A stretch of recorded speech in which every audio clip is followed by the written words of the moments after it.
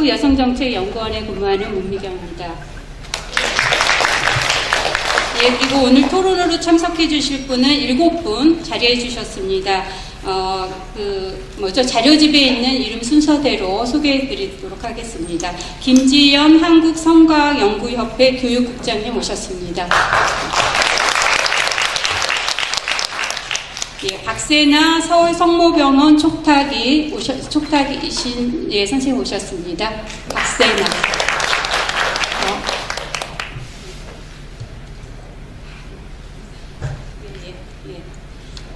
예, 박세나 산부인과 의사이십니다. 예, 그 다음에 이규은 동서울대학교 교수님이십니다. 다음은 임형아 한국성문화센터 협의회 대표이십니다. 이춘희 서울 우신초등학교 보건교사이십니다. 이효숙 충북 증평공업고등학교 교사이십니다. 마지막으로 채란 한국성폭력상담소 사무국장님이십니다. 예, 토론 시간은 3시 30분부터 4시 40분, 70분간 주어져 있습니다. 7분이 참석하신 관계로 제가 5분 정도 소개해 드렸고요. 나머지 시간은 7분에게 균등하게 할당해 드리면 될 것 같습니다. 우선 제가 말씀드리고 싶은 것은 이 자리가 아이들을 위한 교육안, 아주 바람직한 교육안을 만드는 자리다라는 생각이 듭니다. 이 점에 초점을 맞추고요. 생산적인 토론이 진행될 수 있도록 협조 부탁드리겠습니다. 토론하시는 분도 그 주어진 시간 내에 딱 자기 토론을 맞춰주시고요. 그 시간이 지나게 되면 제가 사회자의 권한으로서 다음 분에게 마이크 넘기겠습니다. 그래서 토론자 분들께서는 한 10분, 9분 정도 토론을 해 주시고요. 이 시간은 잘 지켜주셨으면 좋겠습니다. 그리고 이 9분이 지나고 9분 동안에 어떤 할당을 하고 나면 4시 40분 토론이 끝날 것 같습니다. 그 다음에 있는 것이 4시 40분부터 5시까지 종합토론이 이어집니다.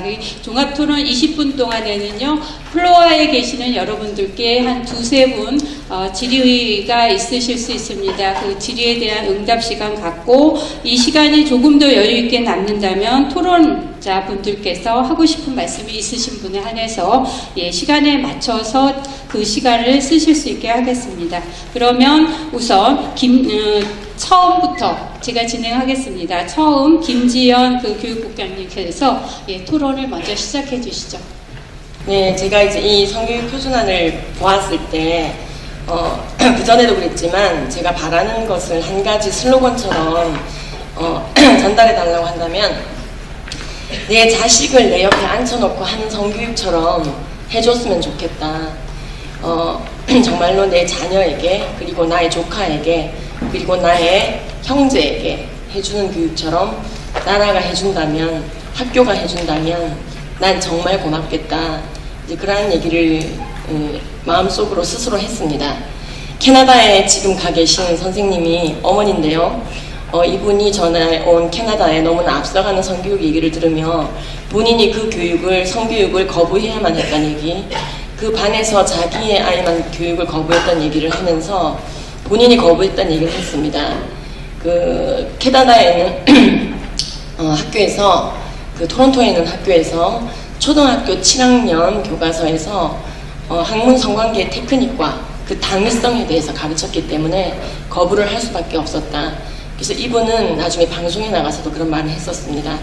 그래서 오늘 이 내용은 어떠한 편견이나 그런 걸 떠나서 자식을 가진, 그리고 또한 이 성교육에 몸을 담고 있는, 그리고 한 명의 또한 이 땅을 살아가는, 애국을 해야 되는 한 시민으로서 이 접근을 하려고 합니다.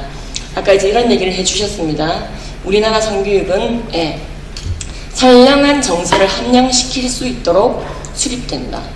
남녀가 평등해지는 교육이다. 그렇게 되어 있습니다. 성고정관념에 대한 검토가 이루어졌는가 하시면서 아까 말씀을 변 교수님 해주셨습니다.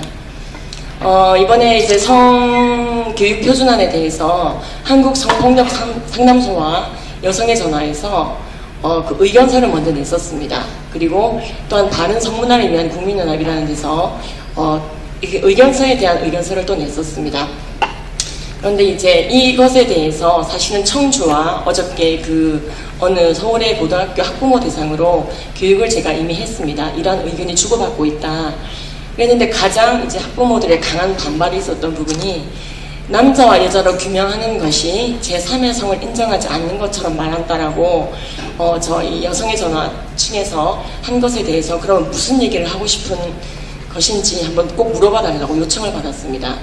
예, 물론 바성현이라고 하는 이 단체에서는 당연히 그렇게 남자와 여자로 구분하는 것은 염색체적으로 맞다는 입장이 있었습니다.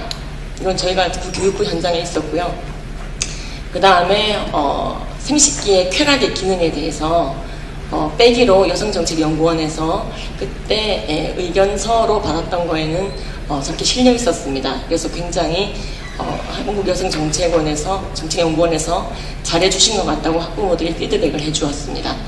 그리고 바른 성문화를 위한 국민연합이 테스토스테론과 에스테로겐의 차이점에 대해서 얘기하고 예, 여성이라 할지라도 성욕이 감퇴된 경우 테스토스테론을 주입하여 성욕을 증가시키는 치료를 하고 있습니다. 고로 예, 테스토스테론이 일반 여성보다 5배 많은 남성이 성적 충동이 많다라고 하는 것은 차별적 발언이 아니며 예, 호르몬에 입각한 발언이다 라고 말씀하시는 분이 있었고 예, 그 다음에 이제 모든 학생이 동성이 아닌 이성 친구에 관심을 가질 것이라고 가정을 하는 것은 예, 이게 어떤 각본 주입이다라고 말하고 있는데 예, 이것에 대해서 그러면 어떤 각본을 주입해야 되냐고 이것이 왜 각본 주입인가 이성교제 시 성적 자기 존중을 추가하고 하는 과정에서 이게 좀 오바되는 것이 아닌가 하는 그 여성정책연구원의 의견을 학부모들이 기뻐했습니다. 그리고 불건전한 이성교제는 성폭력의 원인이 될 수도 있다라고 말한 그 교육부에 대해서 불건전한 이성교제가 성폭력의 원인으로 제시돼서는 안 된다라는 말에 대해서 다소 격분하시는 분이 있었습니다. 이것은 우리나라에서 아까 말씀드린 그 성문화센터에서 진열되어져 있는 모습입니다. 굉장히 노골적이고 여자의 소음순을 저렇게 형상화하여서 내놓고 있고 이러한 성적 방종을 너무 땡기는 성교육은 우려스럽다. 그래서 이러한 성교육을 했던 단체의 당산중학교 학생이 중3으로서 너무 본인이 끔찍했다라고 글을 올린 내용이 인터넷에 회자되고 있습니다. 그때 그 학생이 찍어온 많은 것들로 지금 거기 구성되어 있는데요. 많은 사람이 혼음을 하고 있는 것을 연상시키는 남자 여자가 섞여서 포개져 있는 모습을 보이고 있습니다. 또한 거기에는 남자끼리의 성관계에 대해서 옹호하는 아름다웠더라 라는 제목으로 보여지고 있는 것 어려웠다고 마음이 어려웠다고 나누고 있습니다. 그 다음 동거 형태의 다양성을 무시하지 말라고 여성단체가 주장했었습니다. 교육부가 한마디로 말해 동거 형태의 다양성을 무시한다는 것이죠. 그런데 저희 학부모가 봤을 때는 지금 바성현의 입장에 오히려 올인되어지고 있고요. 특히 이것에 대해서 여정원이 결혼의 의미와 가족 형태를 이해하는 것은 중요하고 여기에 동거까지 추가시키는 것에 대해서는 입장 정리를 하신 것에 대해서 감사하게 생각하고 있습니다. 성적 의사결정 중에서 성적 행동은 일순간에 끝날 수도 있으나 그 결과는 전 삶에 영향을 미친다는 것이 맞는 말인데 그것이 오바다라고 하는 것은 납득할 수 없습니다. 실제로 너무 많은 사례들이 나오고 있습니다. 그래서 이것은 반드시 모든 성적 남녀 간의 성관계는 임신을 염두에 둘 수밖에 없는 일입니다. 그런 이유에서 많은 부모들은 절대적인 부모들은 자신의 자식이 청소년 시기에 중고등학교 때 성관계 갖지 않기를 바랍니다. 제가 수많은 학교를 다니고 학부모 교육을 할 때 자신의 자녀가 중고등학교 때 자기 성적 결정권에 따른 성관계를 갖기를 바라는 분 손들어봐라. 혹은 자신이 중고등학교 때 성관계를 갖지 못해 후회하시는 분은 손들어봐라.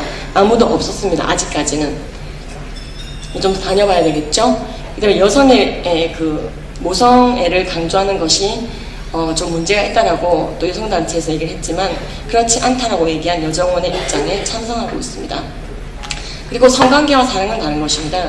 너무 일찍 사랑해서 성병에 걸렸다는 표현은 틀리고요. 너무 일찍 성관계에서 성병에 걸렸다는 표현이 맞다라는 여정원의 입장은 박수 쳐주어야 됩니다.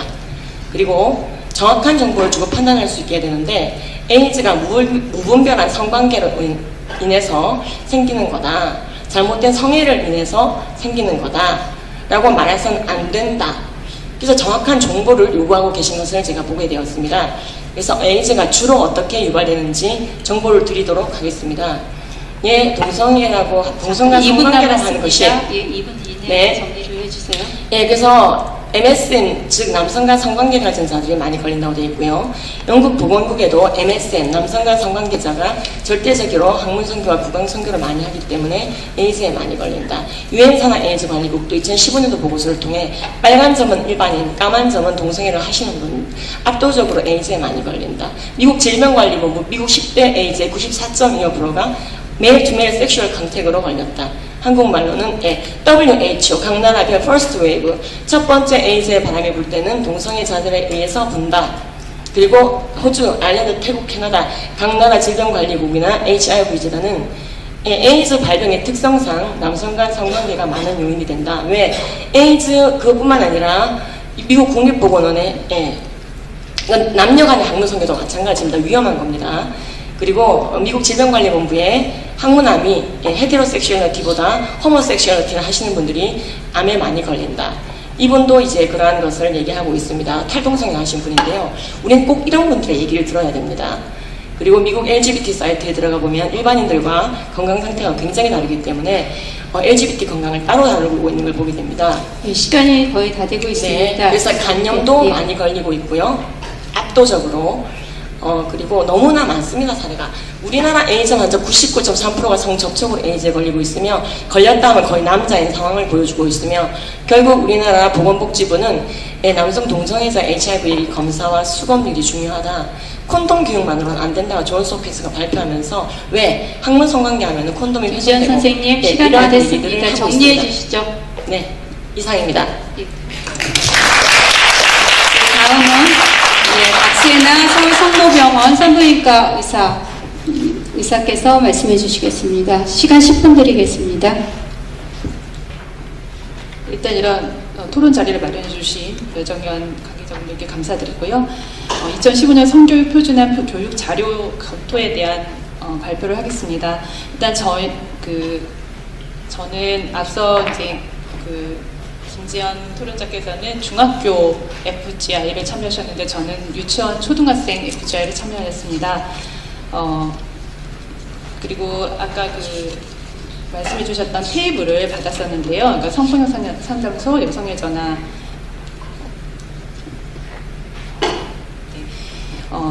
그리고 바성연 그리고 여정연 의견표를 받았었는데 제가 이제 학부모로서 또 의사로서 산부인과 의사 전문의로서 그 부분들을 같이 검토하다 보니까 그러니까 그쪽 성폭력 상담소와 여성의 전화에서의 입장 또 목소리도 굉장히 중요하신데 우리가 그 흰옷을 입고 공을 던지는 그 모습에만 열중하는 것이 아닌가. 진짜 커다란 고릴라가 지나가는 것은 오히려 더 좋은 성교육을 위해서 이 교재가 어떻게 구성되어 있고 어떤 내용이 있고 이런 거를 꼼꼼히 살펴보면서 실제로 또 언론에서도 많이 비판을 하고 있는 부분들이 과연 진짜 그러한가, 실제 모습은 어떤가 직접적으로 찾아보는 것이 더 중요하다는 생각을 하게 되었습니다. 그래서 전문가인 학부모의 입장에서 저희 초등학생 2딸을 키우는 엄마로서 방대한 양의 이 내용들을 한번 살펴보게 되었습니다. 네, 일단은 과연 이것이 어떤 건가 궁금했었는데 굉장히 내용이 많더라고요. 유치원 18차시 그리고 초등도 그 연령군에 따라서 이해도가 다르기 때문에 저학년, 중학년, 고학년 1, 2, 3, 4, 5, 6, 9로 나누어서 각 25차시씩 한 PPT 내에 PPT가 10개에서 15개 굉장히 많은 것들이 그러면 제가 도대체 몇 개의 PPT, 수백 장의 PPT를 보게 되었는데요. PPT 강의와 그에 따른 워크북 또 지도안이 굉장히 유기적으로 구성이 되어 있었습니다. 그리고 흥미있는 내용 또 이 분야를 오랫동안 관심 있게 연구해온 결과물들이 많았다는 인상을 받았습니다. 이것을 저는 여정연에서 파일로 받았었는데 원래는 학생건강정보센터 이 홈페이지에 가면은 밑에 빨간색으로 성교육 자료실이라고 단추가 있고요. 그것을 클릭하면은 이 모든 파일을 다 다운로드 받아서 보실 수가 있는데 일반인도 공유가 가능하지만 현재는 논란이 많아서 닫혀 있었습니다. 제가 클릭했을 때도. 그래서 일단은 전반적인 인상으로는 이 교육안이 굉장히 공들여져서 잘 만들어졌구나. 그리고 하지만 몇 가지 고쳐야 되는 점들 이렇게 말씀하시는 것들을 잘 수렴해서 좋은 점들을 더 부각시키면 훨씬 더 좋은 교재로서 학부모가 안심하고 교육시킬 수 있는 그런 교재가 되겠구나 하는 오히려 긍정적인 마음을 갖게 되었고요. 보면서 전반적으로 좀 고쳐져야 될 점들을 살펴봤더니 성에 대한 이런 노출이 좀 우려되고 예시문들이 부적절한 것들이 발견되었고 의학적인 오류가 발견되었습니다. 성에 대한 이런 노출에 대한 것은 이거 그림들을 제가 일일이 다 이제 보시기 좋게 가져왔는데요. 일단은 이 초등 저학년 1차시 활동 2 그리고 옆에는 2차시 PPT 활동 2입니다. 이제 각각의 그 위치들은 제가 시간상 생략하고 앞으로 쭉쭉 그림을 보여드리겠습니다. 죄송합니다. 일단은 이 전체적으로 봤을 때 학령 전기나 그 학령 전기가 끝나고 7에서 12세 학령기가 되면은 남녀 구분이 생기고 동성끼리 몰려다니는 경향이 생기게 됩니다. 그리고 다른 성의 벗은 몸의 그림을 봤을 때 당혹감이 생기게 되죠.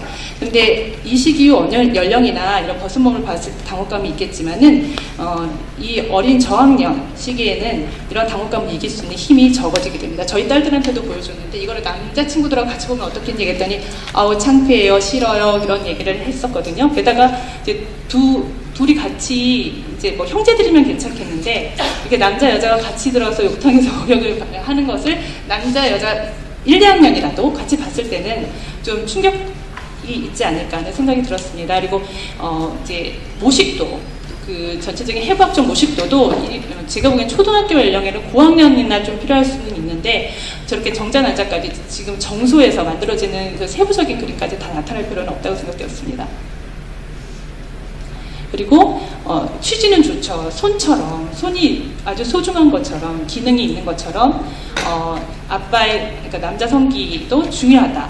또 발처럼 그런 기능이 있는 것처럼 여성의 성기도 똑같이 필요한 거다 할 수 있는데 이것 또한 남자 여자 같이 본다면은 아이들이 이거에 대해서 긍정하기보다는 오히려 당혹스럽고 힘든 마음으로 수업의 내용이 잘 안 들어갈 것 같다는 생각이 들었었고요.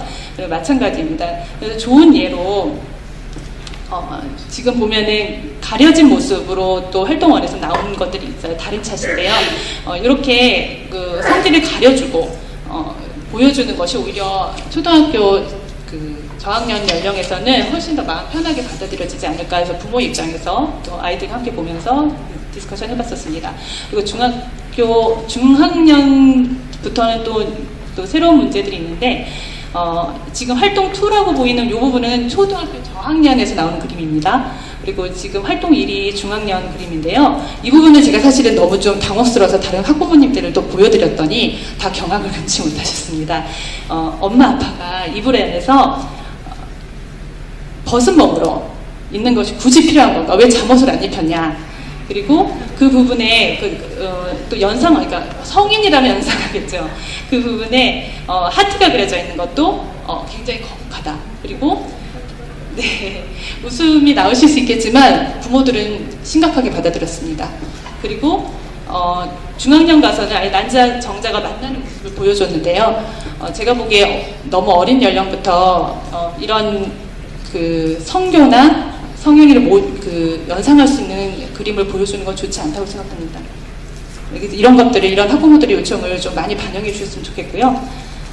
그리고 벗은 몸이나 그 생식기 모양에 있어서도 이제 중학년은 좀 더 세부적으로 나가게 되는데 이 부분은 이렇게 중학년, 3, 4학년 저희 딸이 3학년, 1학년인데 3학년짜리가 이거를 다 이해하기는 어려우세요. 그 중학교 이상 생물책에서 이런 것들이 나왔던 기억이 나는데요. 일단은 불필요하게 너무 자세히 설명해 주는 건 아닌가 싶었습니다. 그리고 고학년, 이때는 2차 성징 나타난 그림까지 나타나는데 이 그림을 남학생, 여학생이 같이 볼 필요가 있을까 해서 저는 이게 교육 현장에서 어떻게 교육하실지 좀 궁금했었고요. 그리고 이제 여기까지는 그 성기나 성행위에 대한 이런 노출에 대한 염려였고 지금부터는 이성교제 지나친 강조에 대해서 설명드리겠는데 그 이성교제를 지금 계속 보면서 중학년부터는 굉장히 이 차시가 많이 할애가 되세요. 그래서 도대체 이성교제를 조장하는 건 아닌가 그런 생각이 들었는데 1분 남았습니다. 정리해 주시죠. 예. 예, 그리고 필요한 내용들은 제가 빠르게 설명드리겠습니다. 그러니까 이 시기는 사실은 또래 집단과 훨씬 충분한 그 관계나 깊은 교제를 나눠야 되는 시간인데 이성교제에 대해서 너무나 많은 사실들이 할애되고 있었습니다. 그래서 어떤 친구를 만나고 싶냐, 이끌려, 마음이 편해, 날 힘들게, 마치 진짜 사귀고 있는 사람이 많아서 그런 걸 경험하는 것처럼 너무 자세한 디테일한 묘사가 있어서 아이들이 이런 거 오히려 흉내내면은 오히려 더 하고 싶고 또 불필요한 그런 교제를 하게 되지 않을까 하는 염려를 많이 갖게 됩니다, 부모님들은. 그리고 어떤 친구를 만나고 싶나요? 구체적으로 너무 들어갑니다. 그리고 고학년에 대해서는 더 심각하죠. 이성 친구를 사귄 경험을 이야기 나누기. 또 이럴 때는 어려웠다. 디테일하게. 이거는 제가 보기에 부모들이 생각하기에는 대학생 때 해도 충분한 게 아닐까. 네. 네, 그러니까 뭐 중학교, 고등학교 때도 가능할 수 있겠지만 초등학교 때 다루는 거는 학부모들이 그러니까 이 내용을 제가 요거만 따로 떼어서 설명드리지만 이거에 대한 디테일한 굉장히 묘사들이 많이 있습니다. 그래서 굳이 이렇게까지 할 필요는 없을 것 같다. 또 아이메시지에 대해서도 이게 사실은 좋은 내용이 굉장히 많으세요. 그러니까 우리 친구에 대한 그런 관계에 대해서 사실은 다루는 내용들도 있는데 또 부모나 또 다른 선생님들이나 그런데 그런 관계에 대해서 사실 다뤄주는 게 훨씬 더 좋다고 봅니다. 그래서 그런 단원들도 있는데 그런 단원들이 확대되고 이러한 이성교제와 관련된 단원들은 좀 축소됐으면 좋겠다는 바람이고요. 아이메시지도 이성교제를 위해서만 설명이 되고 있는데 다들 아시다시피 아이메시지는 전반적인 인간관계를 위한 좋은 툴로 사용되고 있지 않습니까? 그래서 이것도 더 확장된 의미로 교육되었으면 하는 바람입니다. 예시문들도 일부러 이런 예시문들을 사용할 필요는 없죠. 미쳤어, 여자는 가슴이 커야 예쁘다, 크레이지 돈 키스미 이런 거를 사용할 필요는 없다고 봅니다. 다른 노래 제목을 사용할 수도 있고요. 그리고 CRX는 다들 아시죠? 발기부전제인데 이상한 메일이 왔어도 다른 예문을 넣을 수 있는데 왜 이런 것을 갑자기 넣었을까? 네, 그리고 음담물을 그러면은 음담물을 일부러 찾아와야 되는데 이런 활동에 과연 필요한 건가? 그리고 이런 묘사 장면에 있어서도 언어 사용에 있어서도 애모 정사 장면 이런 것이 과연 초등학생들이 사용하는 언어로서 교육하는 언어로서 적합한가 다른 내용으로 좀 바꿔야 되지 않을까. 영상물 등급 7가지 항목을 그대로 그냥 따오신 것 같은데 하나의 걸러지는 장치가 필요하실 것 같습니다. 의학적 오류 개선은 일단은 비누 없이 자주 씻는다. 비누 없이 씻으라는 말이 나오고요. 또 세정제를 사용해야 된다고 초등학교 고학년부터 얘기를 하고 있는데 그건 틀린 말입니다. 저자극성 비누로 닦아야 됩니다. 음순이나 소음순 이런 부분들도 다 피부의 일종이기 때문에 비누를 사용해서 겉을 닦으시는 게 좋고 안에까지 더시라고 해서 손에 성인 여성들이 안쪽까지 질을 세정하는 것은 오히려 감염의 위험성이 높기 때문에 산부인과 의사들은 권하지 않습니다. 근데 지금 좌측의 그림은 중학년, 우측의 그림은 고학년 PPT인데요. 꼭 마치 여성 전용 세정제 회사에서 나오는 얘기처럼 써놓으셨어요. 그래서 Y주먼 저희 산부인과 의사들이 그러니까 이거에 대한 사실은 질염 예방을 위한 노말한 여성들에 대한 가이드라인은 없고요. 저희 레퍼런스를 찾아보니까 Y주먼이라는 저희 산부인과 의사들이 만든 사이트가 있는데요. 그 안에 내용이 제 생각과 제가 경험에 임상적으로 알고 있고 경험하고 있는 그런 생각과 선생님 시간이 되겠어요. 네, 동일한 내용들이 써져 있었습니다. 예, 그래서 저작성 비누 사용해야 된다 이런 내용들이 좀 반드시 개선돼야 되겠고요. 또 차순대로 태아의 발달을 얘기하는 것도 몇 주에 어떤 변화가 있는가가 중요한데 그 주수는 빠져 있으셨습니다. 그리고 출산 장면 느낌 나누기는 출산 장면은 사실 산모교육 때 산모들한테 보여줘도 되게 충격을 받으세요. 근데 이거를 고학년 학생들에게 어디서 얼마만큼까지 보여주실 것인지 그것도 저는 피드백을 좀 받고 싶었습니다. 마무리. 성교육에 대한 교육 기준이 확립된다는 것은 상당히 중요하고 고무적인 일이고 2015년 성교육 표준안이 나온 것에 대해서는 아까 우리 주재선 연구원님이 발표해 주신 주재선 박사님 연구해 주신 운영 실태에서도 학부모의 관심이 굉장히 높았고 또 교사 학생 학부모 만족도가 높은 것으로 나타나는 것으로 증거를 보실 수가 있겠습니다. 그래서 이런 교육 자료가 검토나 공청 과정을 통해서 좀 더 다듬어지고 또 학부모들은 생각보다 굉장히 생각이 보수적이고 학생들이 자기 몸을 마무리해 보호하면서 주시죠. 행복한 생활을 정의하는 것을 더 목표로 하기 때문에 확고한 교육안이 세워져서 국내에 널리 알려졌으면 좋겠습니다. 감사합니다. 파워포인트 자료는 준비하지 않았고요. 대신에 지금 자료집에 상세히 제가 설명을 해드렸습니다. 그래서 발표집에 나와 있는 내용을 중심으로 해서 말씀드리도록 하겠습니다. 먼저 오늘 학교 성교육 표준안하고 교육자료 검토에 대한 제언을 해주시고 실태조사 발표한 내용에 대한 토론의 말씀을 드리겠는데요.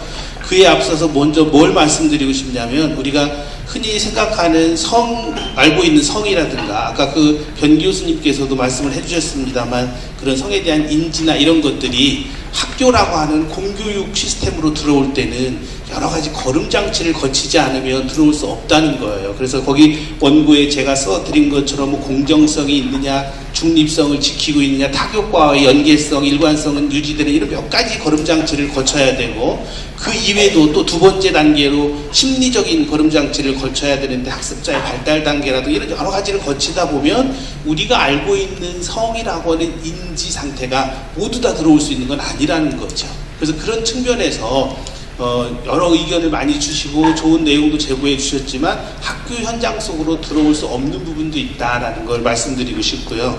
그런 의미에서 이제 몇 가지 제가 오늘 말씀하신 내용에 대한 토의 말씀을 토의 얘기라기보다는 교육적인 측면에서 좀 검토할 필요가 있다라고 생각된 건데 우선 양성평등에 대한 말씀을 하셨어요. 그러니까 학교 성교육 표준안이라는 게 양성평등을 거부하는 것도 아니고 그걸 안 지키겠다는 것도 아닙니다. 다만 양성평등이라는 것 자체를 우리가 차이라는 것, 남녀 간의 차이라는 것을 없다고 보는 것이 저는 양성평등이라고 보지는 않거든요. 그 차이가 차별로 이어가지 않게 하는 게 그게 바로 평등의 시작이지 서로 다르다는 것은 우리 똑같은 거야 라고 보는 관점은 아니라고 생각을 하고요. 또 하나는 이 양성평등이라는 게 이 성교육 속에 들어올 때는 어떤 측면이냐면 연계성이라는 교육이 있거든요. 그래서 남녀라고 하는 걸 통해서 얘네들이 자아정체성이라고 하는 걸로 연계되는 교육을 하기 때문에 이게 이렇게 실질적으로 이게 아까 말씀하신 성적 고정관을 늘려고 하는 게 아니라 이런 차이가 있고 나는 나의 정체성이 있다라는 걸 연계되는 이런 교육 내용 간의 체계성 이런 것들 때문에 등장한 건데 이것이 어떤 성 고정관념을 형성시키는 원인이 된다라고 보는 것은 또 교육적인 측면이 나름대로 그런 면이 있다라는 걸 말씀드리고 싶고요. 두 번째는 성적 자기결정권이라는 거에 대해서도 아까 분명하게 말씀을 해주셨습니다만 제가 말씀드리고 싶은 것은 표준안에서도 성적 자기결정권이라는 것을 인정하지 않는다는 개념이 아니라 너무 지나치게 확대해서는 안 된다는 거죠. 우리가 자기결정권이라고 해서 내가 모든 걸 다 내 마음대로 하는 게 결정권은 아니잖아요. 성 문제뿐만 아니라 다른 것들도 아이들이 학교 생활을 통해서 자기 결정권, 자기 인권은 보장이 되지만 다른 사람들에게 윤리나 존중이 무너지는 건 안 되는 거거든요. 특히 우리나라의 성교육, 그동안의 성교육에 대해서 안전교육 중심이다라고 비난하는 일부 학자들도 있습니다. 그건 그럴 수밖에 없는 게 성교육 속에는 윤리적인 측면, 규범적인 측면, 안전적인 측면을 다 갖고 가야 되는 그런 종합적인 측면이 있는 거거든요. 우리가 무조건 다 네가 알아서 결정할 수 있는 권한이 있는 거 이런 개념은 아니라는 거죠. 이런 안전권까지 다 배려되어 있는 자기결정권이기 때문에 너무 과대하게 해석해서는 안 된다는 거고요. 그런 것들이 교육적인 측면에서 고려돼야 되는 거기 때문에 우리가 왜 학생들에게 경우에 따라서는 자기결정권에 대해서 필요하다면 지금 말씀드린 윤리나 규범이나 안전적인 측면에서 문제가 되는 거라면 일부 자기결정권을 유보할 수도 있는 것이 교육이라는 측면에서 바라보는 시각이거든요. 우리가 성범죄자를 거기 원고에도 있습니다만 자기결정권이라고 인정하지 않지 않습니까? 똑같은 관점이라는 거죠. 그래서 교육이라는 관점으로 이런 것들을 바라볼 때는 조금 우리가 인식의 전환할 필요가 있다라는 걸 말씀드리고 싶고요. 세 번째로 보시면 발표 자리 44페이지인데요. 성 전문가보다는 우리가 성교육 전문가가 됐으면 좋겠다. 그리고 우리가 그러한 시각으로 바라보자라는 걸 말씀드리고 싶습니다. 여기 여러 사회단체에서도 와 있고 시민단체 이런 성 전문가들이 여기 지금 플로아도 많을 거라고 생각되는데 그런 그분들의 성 전문성을 제가 인정하지 않겠다는 건 아닙니다. 그분들 나름대로 전문성을 확보하고 있고 또 그분들이 수십 년간 우리나라의 성교육을 해왔던 것도 사실이고요. 그렇지만 여기 학교 현장 속으로 공교육화 시스템으로 들어올 때는 제가 서두에 말씀드렸던 몇 가지 우리 사회가 모두가 다 인정할 수 있는 중립적 가치를 지녀야 되는 거고 누구에게나 공정한 가치를 갖고 있어 이런 몇 가지 걸음장치로 해결되지 않으면 들어올 수 없는 부분이다라는 걸 명확하게 말씀드리고 싶고 그런 의미에서 성교육을 교육으로 바라봤으면 좋겠다는 거죠. 최근에 우리가 성교육 표준화를 개발하면서 보다 더 상세한 자료들 쉽게 말하면 파워포인트나 교수학습 과정안이나 다 만들어서 보급해드렸는데 그 이면에는 뭐가 있었냐면 성교육에 대한 학교 현장 선생님들이 전문성을 향상시킬 필요가 있다 해서 아주 쉬운 부분 더 자세히 해드렸고 또 앞에 말씀드린 것처럼 성적 중립성, 가치 중립성 때문에 여러분들도 아시겠지만 우리나라의 수많은 공교육에서 하고 있는 교육과정이 교과별로 다 있어도 교과별 지도안을 인터넷에 공개하는 교과는 한 교과도 없습니다. 선생님들끼리만 보는 거예요, 그거를. 그런데도 불구하고 이거는 모든 이들에게 가치 문제가 있기 때문에 공개를 해드렸던 거고 잘 아시는 것처럼 학생 건강정보센터에 탑재를 해놨는데 이제 그러고 보니까 어떤 문제가 있냐면 지도안이라고 하는 걸 보는 안목의 차이가 있다, 인식의 차이가 있더라, 이해가 차이가 있더라는 걸 제가 느꼈다는 거죠. 그 교수학습 과정 안에 있는 거는 정답을 써주는 게 아닙니다. 교사가 수업을 가기 위한 하나의 교사의 전략을 쓰는 거거든요. 그래서 거기에다 경우에 따라서는 쉬운 답을 쓰기 하나의 답의 예시라고 보시면 돼요. 그러니까 교사가 이 발문에 대해서는 내가 이거는 좀 학습력이 떨어진 애에게 질문해야겠다. 그러면 그거는 쉬운 정답을 거기다 쓰시는 거고 반대로 전문가들은 그 지도안을 보면서 이거 쉬운 거래. 이거는 난이도가 낮은 아이들에게 이 질문을 하라는 거구나 라는 그런 전략이 담겨 있는 건데 이건 정답이 아니라고 따진다면 선생님들은 할 말이 없다는 거죠. 그래서 이게 전문가들이 그런 교수학습 과정안이라는 걸 보는 안목 인식이 있다는 거를 좀 일반 사람들이 이해하고 받아들였으면 좋겠다는 거고요. 또 하나는 성폭력에 대한 게 오늘 발표에서도 나왔는데 성폭력의 모든 답을 가르쳐 줄 수 있는 건 아니잖아요. 아까 발표에서 말씀드린 것처럼 상황적 맥락에 따라서 다양하게 대처할 수 있는 거기 때문에 그 다양한 대처를 하나로 정답을 내놔라. 이것만이 정답이다. 그건 아니라는 거죠. 그 경우에 따라서는 학생들이 너무 당황해서 112라는 전화번호가 생각이 안 나는 상황도 온다는 거예요. 우리가 그럼 112만 그럴 땐 답이냐? 그러니까 우리가 다양한 상황 속에서 대처하는 능력을 가르쳐 주는 거지 정답을 가르쳐 주는 거 아니다. 그래서 이 성교육과 관련된 전문가들 중에는 이런 말을 하는 사람들이 있어요. 물론 우리나라가 성교육이 교과화되진 않았지만 교과화로 가르치는 것보다는 다양한 교과로 접근해서 가르치는 게 더 효율적이다. 그럼 왜 그러냐? 다양한 교과일 때 다양한 상황적 맥락을 볼 수 있다는 거예요. 국어라는 관점에서 수학이라는 관점에서 사회라는 관점, 그러니까 성교육을 교과화해버리면 성이라는 관점에서 보지만 실제 상황 속에서는 다양한 맥락들이 일어난다는 거죠. 그런 측면에서 성교육을 교육의 전문성으로 인식을 하고 그런 관점으로 접근해 주셨으면 하는 말씀을 드리고 싶고요. 그 다음에 45페이지에 보시면 14년과 16년의 실태조사원을 보고를 해주셨는데 저는 너무나 감사드립니다. 사실은 지금까지 학교 성교육 표준안이 일선 현장에 적용되고 나서 어떤 변화가 있었는지 뭐가 있었는지에 대한 게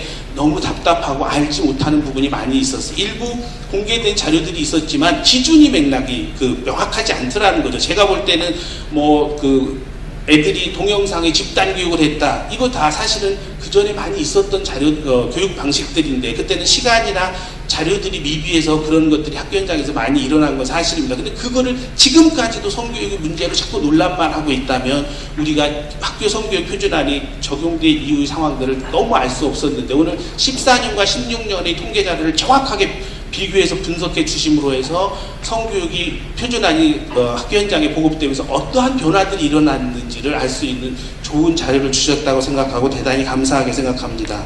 그 다음에 제가 마지막 끝부분에 표준안이 개발되고 나서의 절차들을 몇 가지 소개해 드렸는데 이건 무슨 말씀을 드리고 싶어서 했냐면 나름대로 학교의 성교육 표준안이 정착할 수 있도록 많은 노력을 하고 있다는 거죠. 그래서 연수도 많이 시켜봤고 또 성교육 담당자들이 연수도 해봤고 성교육 담당자만 갖고는 안 될 것 같으니까 교육과정을 짜는 교무부장이나 연구 직접 담당하는 사람들을 연수시켜서 학교 현장에서 교육과정을 짤 때 성교육이 들어갈 수 있게 하게끔 이런 사람들에게도 시키는데 점진적으로 확대해 나가고 있다는 거죠. 발표되자마자 1년 안에 성교육이 다 확산된다. 그거는 어려운 얘기고 쉽지 않은 얘기다. 점차적으로 지금 하고 있다는 걸 말씀드리고 마지막 끝부분에 더 올해는 연구학교를 둬서 선생님들이 학교 현장의 성교육을 어떻게 시키는지에 대한 궁금증이 있을까 봐서 수업도 이제 공개해서 연구학교에서 수업이 이루어지는 날은 교육부에서 전국에 공문을 보내서 올 사람은 신청을 받아서 전부 다 수업을 지금 참관할 수 있도록 이런 활성화 방안을 위해서 많은 노력을 하고 있다는 걸 좀 말씀드리고 싶고요. 끝으로 하나만 더 말씀드린다면 여기 계신 모든 분들 다 우리나라 아이들이 청소년들이 좋은 성교육 받기를 원하실 거예요. 그죠? 교육적으로 정말 효과 있는 거. 정말 성교육을 이런 긍정적인 측면을 얘기하고 싶다면 언제든지 저희에게 주시면 저희들은 지금 말씀드리는 것처럼 합리적 절차와 과정을 거친 내용은 다 반영할 겁니다. 성교육은 계속적으로 변화하지 않으면 안 됩니다. 왜냐하면 사회가 변하기 때문에. 지속적으로 주기적으로 수정과 보완 과정을 거칠 거니까 언제든지 저희들에게 주시면 반영을 해서 합리적인 절차를 거쳐서요 하겠습니다. 아이들에게 지금 아이들이 학교 성교육 표준안에 대해서 교육을 받고 있는데 주변에서 그거 엉터리야, 그거 버려야 돼, 그거 못 쓸 거야. 이거는 결코 아이들에게 교육적으로 조금도 도움이 안 된다는 거죠. 정말 표준안을 사랑하시고 성교육을 사랑하신다면 주시면 언제든지 저희들이 합리적인 과정과 절차를 거치도록 하겠습니다. 이상으로 발표를 마치겠습니다. 제가 성교육을 쭉 해오면서 사실은 저 스스로를 성교육 전문가라고 부를 수 있을까 하는 의구심을 수년간 갖게 됐습니다. 이는 현장에서 아이들을 만나고 부모들을 만나고 지속적으로 성교육에 대한 학문적 연구와 객관적인 논문 그리고 성교육에 대한 효과평가 이런 것들이 꾸준히 이루어져야 되는 것들이 전문가다 이렇게 이야기를 할 수 있는데 한국 사회의 성교육의 전문성은 상당히 척박한 상황이다 이런 생각들을 많이 하게 됩니다. 성교육을 하고 싶어요. 성교육 전문가가 되고 싶어요. 대학을 어디 가서 공부해야 되나요? 대학원은 뭘 전공해야 되나요? 이런 이야기들을 참 많이 듣습니다. 그런데 제가 선뜻 어디를 전공을 해야 된다. 실제로 이게 사회적으로 꼭 필요한 학술적인 내용과 전문성과 그리고 시대적인 흐름에 따라서 할 수 있는 교육의 장이 어디다 라고 출천할 수 있는 곳이 한국 사회는 척박한 것이 사실입니다. 지난 오랜 동안 제가 저 스스로도 학교 현장 일선 현장에서 성교육 현장에 있었지만 과연 이게 정말 아이들에게 꼭 필요한 성교육을 하고 있는 것인가 하는 의구심을 들 때가 참 많이 있었습니다. 그럼에도 불구하고 오늘 이 공청회를 통해서 한국 사회의 성교육이 한 발짝 진일보할 것이다 라는 기대를 가지고 사실 이 진일보할 수 있는데 보탬이 될 수 있는 그런 인프라들이 형성될 수 있다면 하는 기대를 가지고 토론회에 참여를 했습니다. 이 공청회뿐만 아니라 이번 연구에 대한 기대가 참 많았습니다. 특히 한국여성정책연구원에서 이 연구 용역을 맡게 됐기 때문에 지난 2015년에 나왔던 표준안에 대한 많은 문제 제기를 했던 부분들이 보완이 되고 실제적으로 이 지금 시대적 흐름에 아이들에게 꼭 필요한 내용이 나올 것이라는 기대를 지금도 가지고 있습니다. 최근 서울대, 고려대 학생들의 카톡 토론방에서 성희롱 사건, 서울 지역에서 5년 전 22명 가해자에 의한 성폭력 사건, 강남역 여성혐오 살해 사건 등 끊임없이 일어나고 있는 우리 사회 성폭력 사건과 관련해서 대부분의 사회적인 진단과 대책 마련으로 우리 사회의 공기처럼 존재하고 있는 성차별에 대한 의식을 변화해야 한다는 목소리가 높습니다. 그러기 위해서 항상 근본적인 대책으로 나오고 있는 것이 가부장적인 성인식을 변화할 수 있는 성인지적 관점의 성교육, 인권교육이 필요하다는 대안이 늘 제기가 됐습니다. 제가 이런 사건이 나기만 하면 인터뷰를 합니다. 그러면서 근본적 대안이 뭡니까? 성교육 얘기를 많이 합니다. 성교육에 있어서 어떤 방향성을 얘기하는가를 말씀을 드리는 겁니다.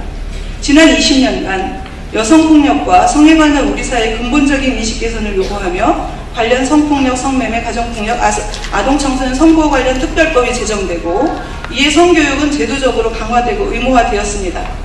뿐만 아니라 학교 현장에서도 학교 보건법의 개정에 따라서 보건교과를 실시할 수 있게 되었고 보건교과에 성교육의 내용이 일부 포함되기까지 이르렀습니다. 그럼에도 불구하고 학교 현장에서의 성교육에 대한 시수 확보의 문제, 성교육 내용에 대한 담당 교사 교육 훈련의 문제, 새로운 교재 및 교구에 대한 공급에 대한 체계적인 제도적 장치가 부족함에 따라서 사회적 요구에 부응하지 못한다는 안타까움을 가져왔고 지속적으로 체계적이고 학교에서 성교육에 대한 요구는 날로 높아가고 있는 것이 사실입니다. 학교 안에서 성교육 담당자는 보건교사로서 자리매김을 하게 되었고 학교 밖은 청소년과 여성단체에서 성교육 전문기관으로 국가의 예산을 투입하면서 자리매김을 해오고 있는 상황입니다. 이러한 과정을 지나온 것이 지난 20여 년간의 과정입니다. 지난 20여 년 학교 안에서 보건교사들이 학교 밖에서 성교육 전문가들이 성교육을 고민하며 꾸준히 교육 프로그램을 실시해왔고 사회적인 변화에 따라 급격하게 변해가는 청소년들의 감수성에 맞는 다양한 교육을 실시하기 위해서 노력해왔습니다. 그럼에도 불구하고 아이들을 교육 현장에서 만나면 또는 청소년 시기를 거쳐간 대학생들을 만나면 또는 성폭력 가해자로 수강명령을 받고 교육을 받으러 오는 청소년들을 만나면 또는 성폭력 피해 청소년들이 오히려 두려워하고 힘들어하는 청소년들을 만나면 언제쯤 우리는 우리 아이들에게 음란물이 제공하는 성차별을 강화하는 정보가 아닌 제대로 된 정보를 제공하고 성에 대해 갖고 있는 무지막지한 터부의식을 줄여줄 수 있을까? 언제쯤 우리는 아이들이 갖고 있는 성에 대한 부정적인 생각을 인간이 갖고 있는 그야말로 자연스러운 것이라는 생각을 하고 자기로서 여자든지 남자든지 장애인이든지 비장애인이든지 소수자든지 자기 자신을 있는 그대로 받아들이고 자기답게 살 수 있도록 하는데 도움이 되는 교육을 할 수 있을까? 아직도 가야 할 길이 멀기 때문에 가다 보면 지치고 무력하고 변화가 없는 것 같지만 그래도 사회적으로 요구가 높고 이에 대한 전문성을 축적해가는 인프라가 형성되고 있기에 희망을 가지고 있습니다.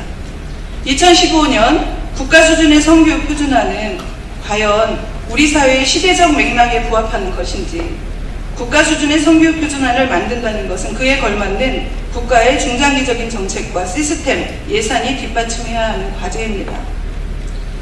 일부 언론에서 6억이다 몇 억이다 이런 이야기들이 나왔는데 저는 이 표준화를 만드는 것을 환영을 했고 또한 성교육에 예산 투자가 되는 것을 상당히 희망을 가지고 있었습니다. 그러나 6억이 많은 비용이 아닙니다. 제가 생각하기에는 20억, 30억이 투자되어야 하는 사업입니다. 우선 시작부터 한계가 있었다는 프로젝트였다는 생각을 지울 수가 없습니다. 차라리 2003년 교육부에서 시행했던 함께 배우는 성이라고 하는 거 성교육 전문가들은 다 아실 겁니다. 발달 단계별로 다 만들었던 프로젝트가 있습니다. 당시 교육부에 양성평등 정책관이 있어서 이 프로젝트를 추진을 했고 실제 학교 현장에 PPT와 더불어 교사 연수도 수년간 실시를 했었습니다. 차라리 함께 배우는 성 프로그램 교재에 대한 업그레이드 연구였으면 어떨까 그런 생각들을 갖습니다. 제목이 국가 수준의 성교육 표준화 이렇게 다니까 사회적으로 기대도 높고 사실은 여러 가지 논란들이 있기도 한 것 같습니다. 국가 수준의 성교육 표준이라는 이름이 학교 현장의 성교육 운영 방안과 성교육 교재, 교사용 지침서, 교육용 PPT, 동영상까지 연구하는데 문제는 이겁니다. 학교 성교육 운영 방안에 있어서 표준안에서 그림만을 그려놓을 것이 아니라 실질적인 인프라를 확대하는 방안으로 나왔어야 한다는 겁니다. 예를 들면 표준안에 따라서 연간 15시간 성교육을 해야 한다. A형, B형, C형 이런 것들이 있는데 교과목으로 분배해서 하는 안도 있고 보건교사가 하는 안도 있고 외부 전문가가 함께하는 방안도 있는데요. 보건교사가 해야 하는 안이다. 아니면 교과가 분배해서 해야 하는 안이다라고 하면 보건교사가 할 수 있도록 혼자 두는 것이 아니라 학교 현장에 2명 이상의 보건교사를 배치할 수 있게 하던가 관련 교과가 같이 할 수 있도록 해야 된다면 그 성교육 프로그램을 교육계획을 세우고 코디네이팅을 할 수 있는 전문가를 두던가 이런 인프라를 구축하지 않고 프로그램만을 제공하는 것은 허황된 것이 아닌가 하는 생각을 갖습니다. 가끔은 제가 오랫동안 현장에 이렇게 있다 보니까 보건교사들 민원창고처럼 느껴지기도 하는데요. 이 표준안에 대한 교사 연수가 있던 날 보건교사들이 많은 전화를 제게 했습니다. 우선 내용에 있어서 어떻게 이런 내용이 나올 수 있냐. 물론 학교 현장의 동영상, PPT 상당히 저희도 현장에서 발급하는 내용들입니다. 그런 것들을 실제로 활용을 하는 데 있어서 활용도도 높고요. 그런데 일부 부분에 있어서 교사용 지침 부분에 있어서 어떻게 이런 용어들이 지금 나올 수가 있는가라는 얘기들을 했고, 또는 표준안을 통해서 성교육을 강화하라고 하는 선언은 했는데 그 방안이 과연 학교 현장의 환경에 대한 지원 없이 그림만 그린다고 해서 가능한가 하는 하소연이었습니다. 1분 우선 남았습니다. 성교육 표준안에 대한 문제는 정확하지 않은 정보를 제공하고 있다는 거고요. 둘째는 성차별적 고정관념을 강화하고, 셋째 다양한 가치를 전제하지 않고, 넷째 아동 청소년 발달 단계에 대한 부합하지 않으며, 다섯째 아동 청소년 성적 존재로 보지 않는다는 문제입니다. 제가 이 자리에서 이거 일일이 열거하지 않는데요. 67페이지에 달하는 의견서가 저희들이 각 단체, 심지어 에이즈 예방협회 단체까지 있고 한부모 단체 협회까지 있습니다. 그런 결과들을 정리해 주시죠. 네, 시간 다 됐습니다. 정리하겠습니다. 제가 앞에 서두만 말씀을 드렸는데, 사실 오늘 연구 결과에 대해서는 저는 그 일종의 그 보완된 안이 나올 것으로 생각을 했습니다. 보완된 안이 나오고 그것에 대한 구체적인 내용에 대한 전문가들의 찬반 토론이 있고, 더 전문적인 내용의 거름망 장치들을 가져갈 수 있는 토론이 진전되기를 바랬습니다. 차제에 저는 이 성교육 표준안이 좀 더 중장기적으로 검토가 되고, 국가 수준의 표준안이 아니라 일종의 성교육 정리해 주시죠. 가이드라인으로 시간 다 됐습니다. 포함이 됐으면 하는 생각이 들고요. 성교육을 받아야 되는 가장 중요한 사람은 누구인가 하는 부분에 대한 질문들을 드리면서 저희 토론을 마치고 추후에 더 하도록 하겠습니다. 감사합니다. 저는 대학병원에서 7년 동안 간호사로 근무하고 지금 학교 현장에 31년째 초등학교에서 보건교사로 근무를 하고 있습니다. 지금 학교 성교육 표준안 그리고 만들어진 교육자료 운용 실태에 대한 주제가 저한테 주어졌는데요. 지금 뭐 성교육의 목표나 목적이나 이런 것들은 앞서신 토론자들께서도 또 발표자들께서도 많이 발표를 해 주셨는데, 일단 성은 우리 인생 전체와 연결이 되어 있지요. 특히 아동기부터 청소년기에 이르는 이 시기는 신체적으로나 심리적으로 아직은 미성숙한 존재라고 우리가 보고 있고, 불안정하고 다양한 변화를 경험하게 되는 과도기에 있습니다.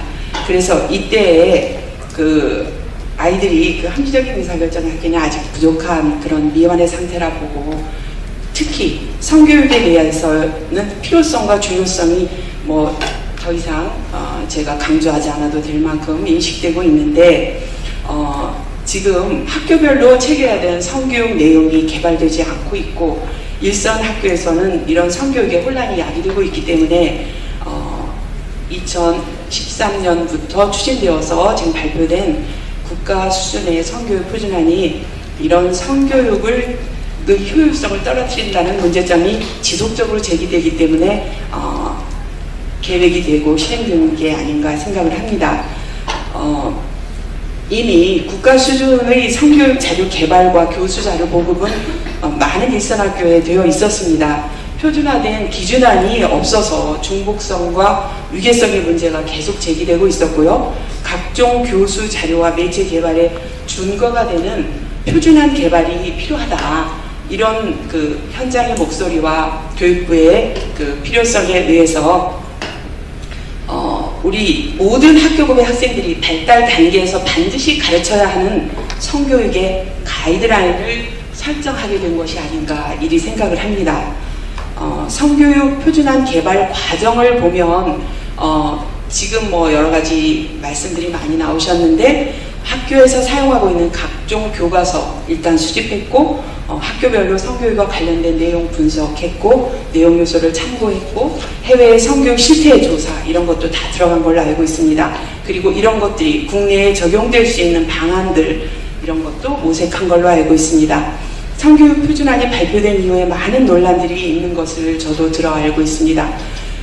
이거는 바로 성가치에 대한 합의점을 찾는 일이 그만큼 어렵기 때문이 아닌가 싶은데, 우리 어른들끼리의 의견 조율도 굉장히 중요하겠으나 그에 못지않게 학교 교실 내에서 학생들 사이에 어떤 보편적인 수준을 결정하는 일도 굉장히 중요한 사안이라 생각을 합니다. 저도 학교에서 이제 5, 6학년 같은 경우는 직접 수업을 들어갔는데, 그 한 반에 20명 정도의 아이들을 놓고 수업을 할 때 보면 가장 어려운 점이 바로 그것입니다. 이미 경험이 좀 있고 앞서가는 학생들도 있지만 아직 관심이 적고 또 성에 대한 태도가 부정적인 학생들도 제법 있습니다. 그래서 이들의 그 어떤 보편적인 수준, 학생들 사이의 어떤 그 기준, 이런 것들을 마련하는 것도 굉장히 중요한 사안이고, 지금 이 교육부에서 만들어진 이 성교육 표준안은 우리나라 초등학교 1학년에 입학해서 고등학교 3학년을 졸업하기까지 학교 교육에서 배워야 될 포괄적이고 보편적이고 일반적인 가치를 담고 있는 것이 아닌가, 이런 생각을 하게 됩니다. 이 관계 법령에 의해서 현재 모든 학교에 15시간 이상 성교육을 의무화하고 있고요. 이 지금 시행 합의되는데 보건교사 혼자로는 이게 과부하가 걸려있고 어려운 일인지를 알기 때문에 지금 만들어진 표준안 자체가 관련 교과와 연계해서 학생 발달 단계를 고려해서 통합적인 성교육 과정을 편성하고 운영하도록 그렇게 되어 있습니다. 이규훈 교수님이 조금 전에 말씀하신 것처럼 관련 교과, 또 풀어 말하면 다양한 교과에서 다양한 상황에 맞게 다양한 맥락을 찾아서 이렇게 교육 전문성을 살리자 하는 취지로 만들어진 것으로 알고 있습니다.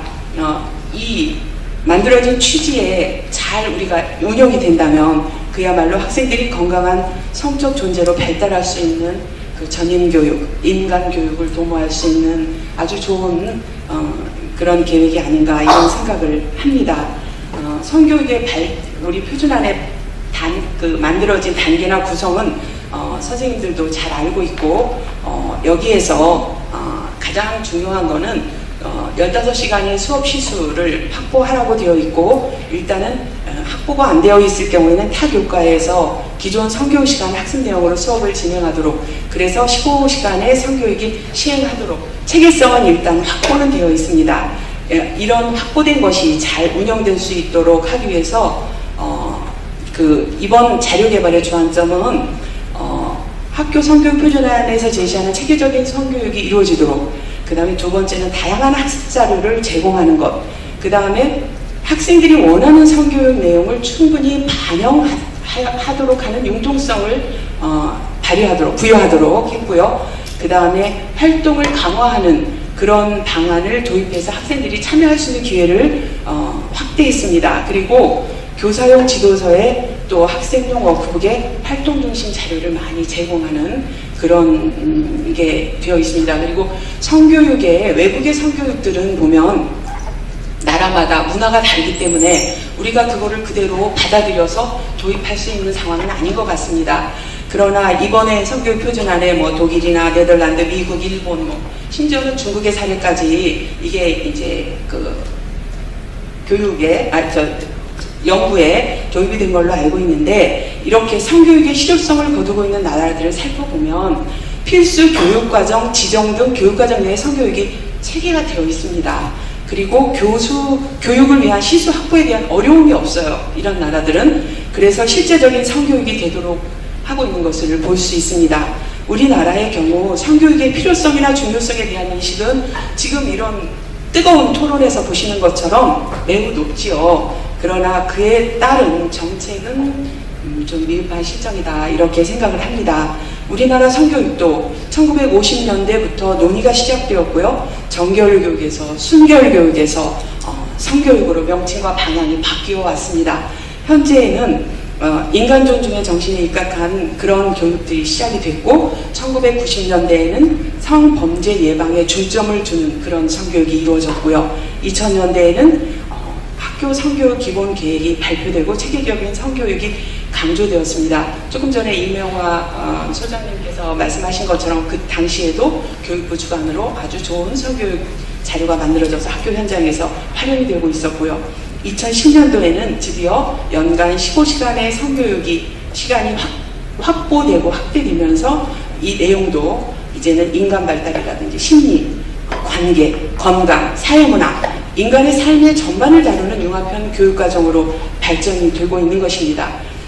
그럼에도 불구하고 학교 현장에서 성교육은 체계적으로 정착되지 못한 것이 사실이기 때문에 이런 문제를 해결하기 위해서 2014년도부터 표준화 작업이 시작되어 현재 이루고 있는 것이 아닌가 이렇게 시간이 거의 생각을 다 합니다. 됐으니까 정리해 주시기 바랍니다. 네, 성교육 운용 표준화의 운용 사례를 보면 우선 보건교사가 없는 학교에서는 타과목 교사들이 성교육을 담당하고 또 수업이 재량활동 시간을 빼서 수업을 하기 때문에 효과성이 좀 떨어진다. 또 열의를 가진 성교육 담당 교사나 교육자료, 법적 시수 확보까지는 갖추어져 있지만 실제적으로 성교육을 포함한 보건교육이 특정 교과로 교육과정으로 편입되지 않은 것이 한계다 하는 것이 현장의 목소리입니다.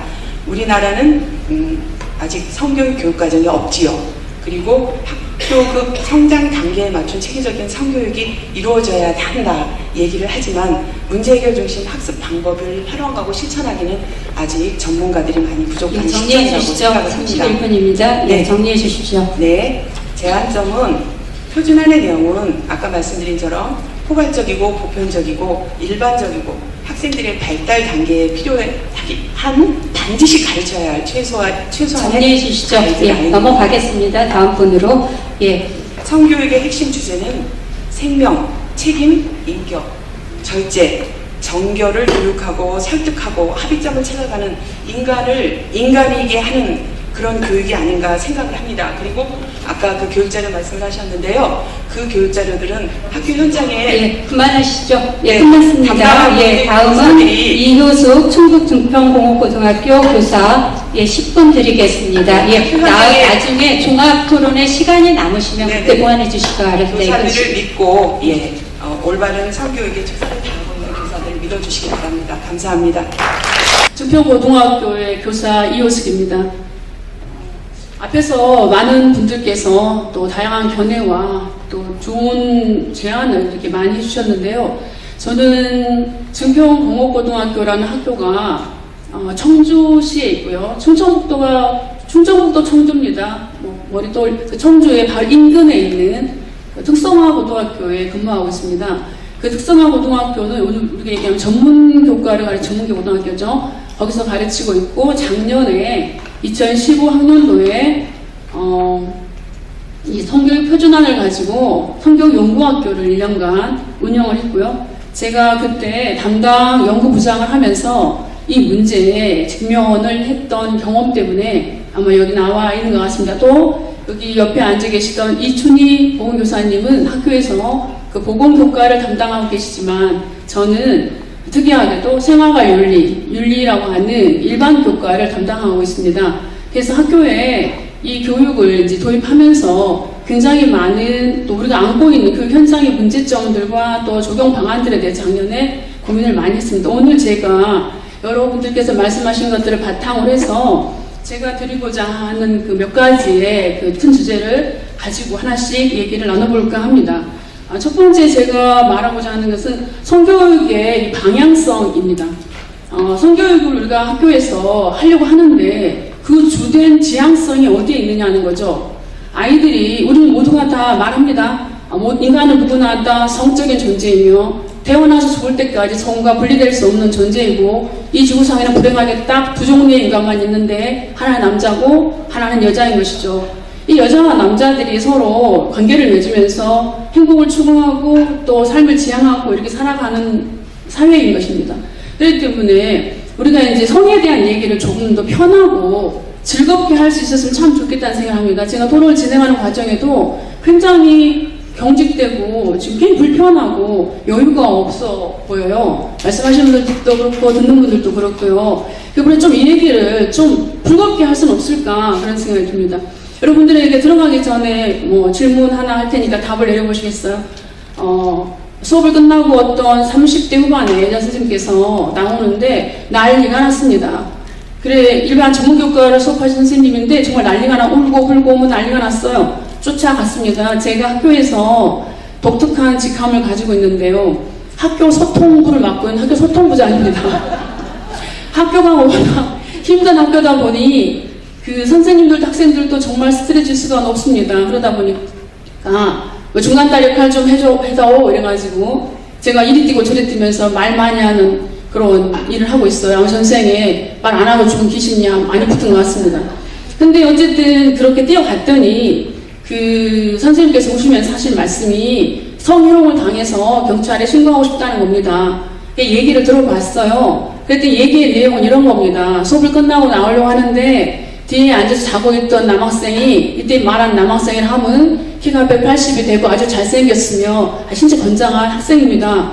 뒤에서 졸고 있다가 왜 공부가 관심이 없으니까 수업을 하고 있는데 뒤에 졸고 있다가 수업이 끝났어요. 그래서 이제 학생이 일어나는데 이제 끝하고 일어나는데 학생이 부시시 일어나더니 나가면서 바지 주머니에 손을 집어넣고 자기의 물건을 만졌다라는 것이었습니다. 선생님이 너무 놀랐어요. 너 뭐 하는 거야? 이렇게 됐겠죠. 상상이 되십니까? 머릿속으로 장면이. 막 너 뭐야? 이렇게 소리를 지르니까 학생이 아 왜요? 이렇게 얘기했겠죠. 그래 너 지금 뭐 만졌어? 이렇게 된 겁니다. 그냥 만졌는데요? 이렇게 됐습니다. 그랬더니 그 선생님이 너 지금 선생님 이러고 하는 거냐? 이렇게 됐습니다. 얘가 아니네요. 그냥 저는 제가 순화해서 표현하면 교통정리를 시킨 거죠. 어떤 상황이었는지 예측이 되십니까? 학생이 자고 있는데 신체도 건강하고 몸도 건강하고 꿈은 무슨 꿈을 꿨는지는 알 바 없으나 몸의 변화가 심각하게 일어났던 것입니다. 자기도 모르게. 그래서 일어나서 벌떡이를 나가려고 하니까 바지에 끼었어요. 걸을 수가 없었던 겁니다. 그래서 자기가 정리를 하려고 무심코 손을 넣었던 것이죠. 그런데 선생님이 그거를 마침 봐버린 것이었습니다. 이게 우리가 생활하는 학교의 모습입니다. 늘 일어난 일반적인 모습이죠. 이런 부분들이 일어났을 때 그럼 그때 선생님이 희롱이라고 해서 신고를 했어야 할까요? 아니면 어떻게 해야 되죠? 여러분들 선생님이시라면 어떻게 하시겠습니까? 옆에 있는 친구들이 막 아니라고 그게 아니라고 변명을 했지만 선생님은 너무나 몰랐습니다. 우리가 남자와 여자의 차이에 대해서 함께 해야 된다고 하지만 우리는 너무나 이런 부분에 대해서 경직되어 있고 심지어는 공포감을 가지고 있으며 이 부분을 얘기하는 걸 터부시하고 이것을 입에 올리는 것을 부끄러워하며 마치 몰직한 인간인 것처럼 얘기하는 것입니다. 그런 이런 자연스러운 신체 반응에도 거의 뭐 교무실이 떠나가라 학교가 떠나가라 난리가 났고 결국 그 아버님까지 알게 되셔서 항의 전화를 하셨습니다. 우리가 건강해서 그런 걸 그걸 가지고 뭐 경찰서 신고하니 희롱인이라고 할 수 있느냐 이렇게 되었습니다. 사실 성경 표준안의 내용에서 아까 그 심재선 선생님께서 말씀하셨던 제가 지금 들어가려고 하는 거는 그러면 이 성교육을 누가 어떻게 교육할 것인가의 문제 아니겠습니까? 어떤 내용을 가지고 어떻게 교육할 것인가입니다. 현장에서 제가 생각할 때 결론부터 말씀드리면 이 성교육은 성교육 전문 담당가가 성교육 표준안을 가지고 하는 것이 맞다고 생각합니다. 왜냐하면 이 성교육 표준안의 내용을 일반 교과에 찢어 발견해서 여기서 이거 조금 가르치고 저기서 조금 가르치고 이렇게 해서 가르칠 수 있는 내용이 아닙니다. 그리고 또 하나 선생님들이 가지고 있는 성인식과 성에 대한 정서는 다 다릅니다. 우리가 교과 내용을 가지고 배우는 것도 중요하지만 아이들에게 보다 더 영향을 미치는 것은 일반적으로 듣고 보는 것들입니다. 집에서 하시는 부모님들의 대화, TV에서 나오는 내용들, 학교 선생님들이 일상적으로 무심코 던지는 표현들 이런 것들이 아이들의 성인식에 훨씬 더 막대한 영향을 미칩니다. 제가 두 가지 방안을 제시하고자 합니다. 성교육 표준안에 대한 교육은 그 표준안대로 운영하는 것은 학교의 성교육 전문 선생님, 지금은 보건교사가 총대를 메고 있지만 꼭 아니더라도 앞으로 고민해볼 문제라 생각합니다. 누가 맡을 것인지. 성교육 전문 선생님이 그거를 일관되게 취합해서 통합적으로 가르치는 것이 맞습니다. 이게 성교육이 여러분들은 혹시 이러십니까? 나의 성에 대한 개념은, 관심은 오늘은 성매매에 대해서 일어나고 내일은 성생활에 대해서 일어나고 그 다음은 피임에 대해서 일어납니까? 고등학교, 제가 있는 학교가 고등학교입니다. 학생들의 고등학교의 관심과 호기심이 이렇게 쪼개져서 나오지 않습니다. 예를 들어서 내가 성교육에 대한 피임법을 설명하고 있는데 아이들은 질환을 물어볼 수도 있고 태아를 물어볼 수도 있고 성매매에 대해서 물어볼 수 있습니다. 다양한 질문이 한꺼번에 쏟아집니다. 그럴 때 아이들한테 너 조용해. 오늘은 피임법만 할 거야. 너 다음으로 오늘은 매매만 해. 이렇게 할 수는 없지 않겠습니까? 그러면 이 성교육 표준안의 내용을 통합적으로 깨고 있고 그 부분에 대한 가치 인식이 정확하게 되어 있는 선생님이 어떤 질문이 나오더라도 자연스럽고 편안하고 그 아이도 나도 서로 이렇게 생각이 정리될 수 있게 진행할 수 있는 분이 해야 된다는 거죠. 근데 대부분 선생님들께서 지금 현장에 제가 성교육을 받으면서 느낀 건데 40대 이상의 40대, 50대, 70대 선생님들은 성에 대해서 말하는 걸 굉장히 불편해 하십니다. 문화가 그렇습니다. 사회 문화를 뛰어넘을 수 없기 때문에 동의하실 거예요. 젊은 선생님들은 그 분위기에 억압되어서 말을 못합니다. 그런데 초등학생, 중학생, 고등학생들에 대한 성적 표현은 어른들이 생각하는 것 이상이며 굉장히 많은 부분을 디테일하게 알고 있고 그걸 산발적으로 깨고 있습니다. 우리가 구슬을 깨는데 순서대로 잘 깨면 아름다운 목걸이가 되지만 뒤죽박죽 깨게 되면 어떤 사람은 좋아하고 어떤 사람은 싫어해서 기호도에 따라서 나누게 되지 않겠습니까? 1분 남았습니다. 네. 그렇기 때문에 이런 부분들이 이제 성교육에 대한 이런 부분이 표준안의 내용이 어떻게 정립되느냐 한데 아까 얘기할 때 양성평등의 문제, 보편적 가치에 대한 문제를 고민해야 될 부분이 많이 있습니다. 왜냐면 들여다보면 디테일하게 너무 여성, 남성을 다루는 부분도 있거든요. 사람이기 때문에 해서는 안 되는 일과 여자이고 남자이기 때문에 해서는 안 되는 일이 있을 때 여자이고 남자이기 때문에 안 되는 일에 대한 분야는 지극히 적다고 생각합니다. 인간이기 때문에 해야 되는 것이 더 많겠죠? 예를 든다면 여러 가지 예를 들 수 있지만 시간 관계상 않겠습니다. 학교 현장에서 제가 이제 교육을 담당하는 입장에서 마무리를 하자면은 성교육의 표준안을 보실 때 이 표준안이 헌법이나 인권에 맞는가, 그 다음에 또 어떤 가치에 맞는가와 함께, 그 다음 우리가 현장에서 전문가와 함께 일반 교사들은 성교육에 대한 성교육 표준안에 대한 교육을 받고 그냥 자연스럽게 이렇게 잘 가르칠 수 있는 방법을 제안해 보고 싶습니다. 이상입니다. 네, 안녕하세요. 한국성폭력상담소 최란입니다. 마지막입니다. 네, 짧게 할게요. 네. 그 앞에서 이효숙 선생님이 말씀해 주신 것처럼 저는 왜 성과 관련된 문제를 우리가 좀 더 밝고 경쾌하게 하지 못할까 이런 아쉬운 마음이 있습니다.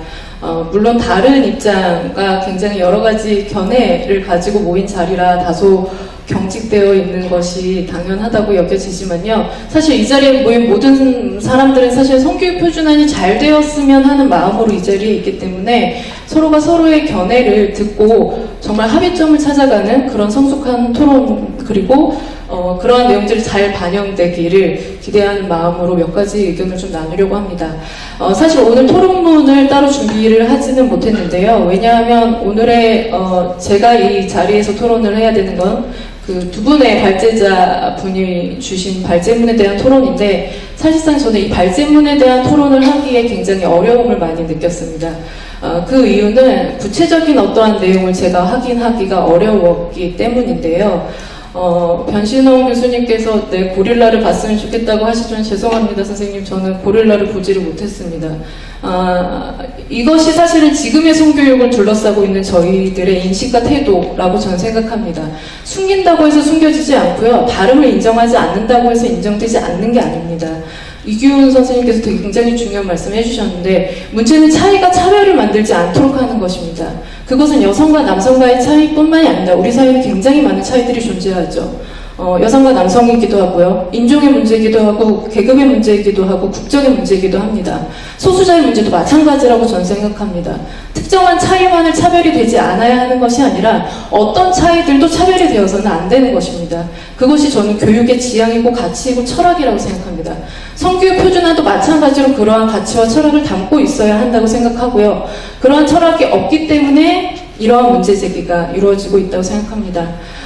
저희 한국성폭력상담소는 한국여성의 전화와 이 학교 성교육 표준안과 관련해서 여러 가지 문제점에 대해서 지적한 바가 있습니다.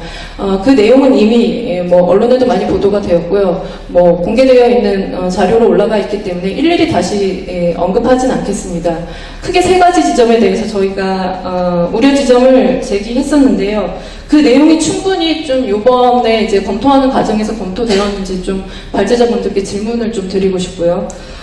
주되게는 좀 발제문에 대한 질문을 드리는 것으로 제 토론을 좀 대신하려고 합니다. 일단 저는 오늘 이 자리의 공청회 목적이 뭔지를 좀 설명해 주셨으면 좋겠습니다. 실제로 이 학교 성교육 표준안에 대해서 검토를 하시고 제언을 하시고 운용 실태에 대해서 조사를 한 내용이라고 하지만 사실상 저희가 토론하기가 어려울 정도로 좀 내용 공개가 되어 있지 않다고 여겨졌고요. 아쉽게도 이 토론문도, 이 발제문도 굉장히 저희가 늦게 회람할 수 있었을 뿐만 아니라 오늘 자료집을 나눠주는 것도 조금, 저는 굳이 그렇게 저희가 하진 않아도 되지 않을까 이런 생각들을 좀 했었는데요. 개정안을 준비하는 것이라면 한국여성정책연구원에서 만들고 있는 개정안의 내용은 언제 공개하실 거고 어떤 방식으로 공개하실 거며 어떤 방식으로 의견 수렴을 해 나가실 것인지 공개는 하시겠지요. 네, 그것에 대해서 좀 질문을 드리고 싶고요. 그리고 이전에 제출되었던 학교 성교육 표준안에 대한 문제 제기들을 어떻게 검토하셨는지, 그것들을 어떻게 반영했는지에 대해서 좀 의견을 주셨으면 좋겠습니다. 그리고 변신호 교수님 유네스코에 대해서 언급하셨는데 국제인권기구 산하에서 만들어지고 제안되고 있는 성교육 표준안 가이드를 검토를 하셨다면 그것들이 지금 만들어지고 있는 교육부 학교 성교육 표준안에 어떻게 적용될 수 있는지에 대해서 좀 의견을 주셨으면 좋겠습니다. 토론문 각각에 대해서 질문을 조금 더 드리고 싶은데요.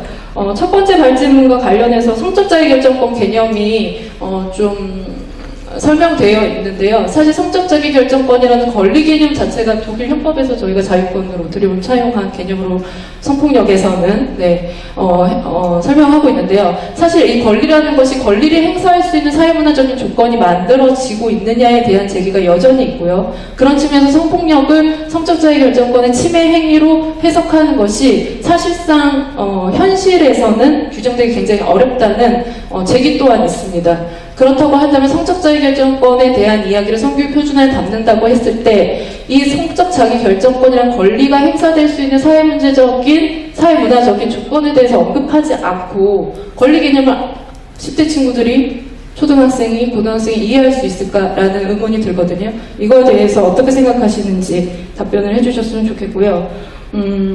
그리고 이해관계자라는 표현을 쓰셨는데 저는 오늘 이 자리에도 사실은 이 성교육 표준을 직접 배우게 될 당사자가 이 자리에 없다는 건 굉장히 아쉽습니다. 학생들의 사실은 의견들이 가장 중요하다고 생각하고요. 저는 이 자리에 이해관계자로 나오진 않았거든요. 네, 그런 측면에서 이해관계자를 누굴 지칭하시는 건지 좀 설명을 해주셨으면 좋겠습니다. 두 번째 토론문, 발제문과 관련해서 좀 질문을 드리고 싶습니다. 실제 이 연구가 지금 시점에서 필요한 연구인지 좀 의문이 있습니다. 운용 실태를 본다고 했었다면 조금 더 구체적인 내용이 첨가되어야 했다고 생각합니다. 예를 들면 성교육 표준안의 내용이 실질적으로 학생들한테, 교사들한테, 학부모한테 유의미한 내용으로 채워져 있는지에 대한 질문 내용이 있었어야 했다고 생각하고요. 사실 토론이 가능하려고 했다면 이 설문지 구성이 어떻게 되어 있는지 1번에서 5번의 값이 어떤 내용인지를 사실 알지 못한 상황에서 4점 이상, 3점 이상이라는 연구 결과는 사실은 굉장히 토론하기가 어려웠거든요. 그래서 그 부분에 대해서도 좀 설명을 해주셨으면 좋겠고요. 그리고 이게 표본 설정을 어떻게 하셨는지, 연구 과정이 어땠는지에 대해서도 좀 설명을 해주셨으면 좋겠습니다. 예를 들면 일괄적으로 선생님들이 학생들을 대상으로 그 해당 주소에 링크를 해서 설문을 하게 했다면 사실 이게 유의미한 연구 결과를 받을 수 있는 연구 방법이었을까라는 의문이 들거든요. 그런 부분에 대해서도 설명을 해주셨으면 좋겠습니다. 그리고 실제로 그 학생들이 여기고 있는, 그러니까 성문화를 제대로 반영하고 있는가라는, 예를 들면요. 그런 질문에서도 성문화에 대한 구체적인 실태, 그러니까 실체가 드러나지 않는다면 학생들이 대답하기 굉장히 어려웠을 것 같거든요. 특히나 초등학생 고학년이라 한다 하더라도 이 설문 조항을 이해했을까라는 의문이 드는데 혹시 다르게 설문지가 구성된 거라면 그거에 대해서도 설명을 해주셨으면 좋겠습니다. 마지막으로 최근에 나온 것으로 알고 있는데요. 여성가족부에서 이화여자대학교 한국여성연구원과 한국청소년성문화센터 협의회에 연구 용역을 주어서 새롭게 그 청소년 성문화센터 프로그램 매뉴얼 보완개발 사업 보고서를 만든 것으로 알고 있습니다. 그 내용도 유아기부터 고등학교 그리고 교육자 및 학부모 등에 대한 성인식 교육까지 담아서 매뉴얼을 작업을 했는데요. 여기서는 명확하게 규정하고 있습니다. 성이라는 것이 나이, 성별, 계층, 성적 지향 등 미시적인 권력관계가 간철되는 장이라고 규정을 하고 있습니다. 그렇기 때문에 교육안이라는 것은 가치와 철학을 담아야 한다고 이야기하고 있고요. 사회 변화를 반영하는 것을 넘어 사회가 지향하는 가치관을 생산한 실천적 담론의 장이어야 한다고 규정하고 있습니다. 저는 교육부의 학교 성교육 표준안이 그러한 가치관과 실천적 담론을 담는 표준안으로 잘 마련되기를 누구보다도 기대하고요. 저희가 더 적극적으로 의견을 개진해야 하는 상황이 있다면 저희 또한 또 다른 견해로 의견을 수렴해 나가는 과정에 적극적으로 동참하도록 하겠습니다. 감사합니다. 이번 공청회의 목적은 사실 표준안을 둘러싼 찬반 논쟁의 자리는 아닙니다. 아까 발표에서 나와 있던 것처럼 표준안은 어쨌든 체계적인 교육과정으로 안착하기 위해서는 개선되어야 될 점이 많고 그 개선점을 이제 어디서 찾느냐 이것이 저희 연구의 목적이라고 말씀을 드릴 수 있고요. 일정은 지금 8월 말까지 오늘 주신 의견을 더 보완해가지고 전문가 의견을 취합을 해서 개선 방안을 내도록 하는 건데 방향은 두 가지가 됩니다. 하나는 아까 차시 얘기가 나왔는데 아주 구체적인 교육 내용에 대한 수정이 하나가 있고 또 하나는 교재 자체가 좀 이제 중요한 교육의 축이긴 하지만 또 하나는 운영 방안에서 필요한 교수 인력이라든가 교육 필요 시간을 확보해서 어쨌든 학교 내에서 성교육이 보다 체계적으로 안착될 수 있는 방안을 모색하는 것이 첫 번째 목적이고 두 번째는 그 교육의 내용이 이제 현실과 괴리되지 않는 것 그리고 교육자가 전달하고자 하는 내용이 아니라 교육을 받는 학생들이 수용하고 받아들여서 현실 속에서 녹아들어 얻을 수 있는 그래서 실질적인 성교육이 이루어질 수 있는 그런 교육이 학교 내에서 이루어지고 있는 그런 방향으로의 좀 구체적인 제안들 저희들 그 위해서를 받는 방향으로 향후 연구가 진행될 예정으로 있고요. 그 다음에 이제 조사에 대한 질문은 주 박사님이 해주시긴 하겠지만은 어쨌든 저희가 생각하고 있는 것 중에 하나는 아까처럼 교육안 자체에 대한 세부적인 질문을 그 설문조회 자리에 담을 수 없었던 가장 큰 이유는 대부분의 학부모님들이 교육 내용 하나하나의 차시 내용을 다 파악하고 있지 않습니다. 학교 내에서 오늘 아이가 몇 차시에 무슨 내용으로 무슨 하성교육을 받았구나. 그렇기 때문에 그거는 일반인 조사 대상의 설문지에 담을 내용은 아니라고 생각해서 전문가들의 FGR을 통해서 진전을 했고요. 이런 연구 방법론의 채택은 저희가 할 수 있는 가장 일반적인 방법이라고 생각이 되고 어쨌든 남은 2시간 동안 아까 점수에 대해 그 척도의 점수는 해석이 많은 건데 어쨌든 완벽한 교재는 없기 때문에 아까 3점에서 4점 정도가 나왔는데 보다 많은 사람이 만족할 수 있고 개선점을 도출할 수 있는 방안으로 향후 2달간 연구 과정을 최대한 보완을 하도록 하겠습니다.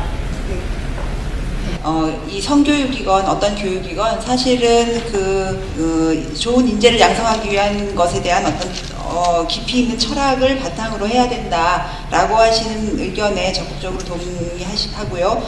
그런 철학이라는 것 자체가 교환이나 모든 것 안에 아무리 감추려고 해도 드러날 수밖에 없다라는 생각을 하게 됩니다. 먼저 이제 유네스코 표준안과 이 교환 간의 관계, 교육부 표준안 간의 관계에 대해서 어떻게 생각하냐고 질문해 주셨는데요. 저는 이제 여기 오신 모든 분들이 말씀하신 것처럼 교육부 표준안이 잘 되기를 바라는 마음이 더 컸고 유네스코 표준안을 먼저 두고 있지는 않았습니다. 그러나 제가 사실 저도 역시 여기 계신 선생님들 이 가지고 있는 그 성교육의 모든 것을 잘 알고 있는 부분은 아니기 때문에 이 유네스코 표준안이 있다는 것 자체는 굉장히 위안이 되는 그런 상황이었고요.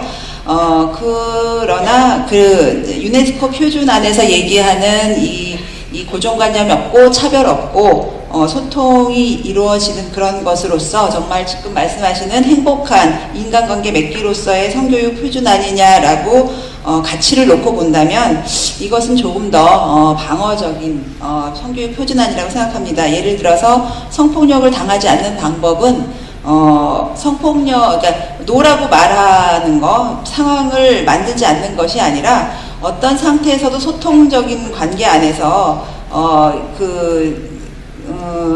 의사 표현이 자유로워지게 되는 것, 그리고 성적인 주체로서 서로 인정하게 되는 것이기 때문에 그런 다리 놓기는 아직은 부족하다라는 생각은 들고 있습니다.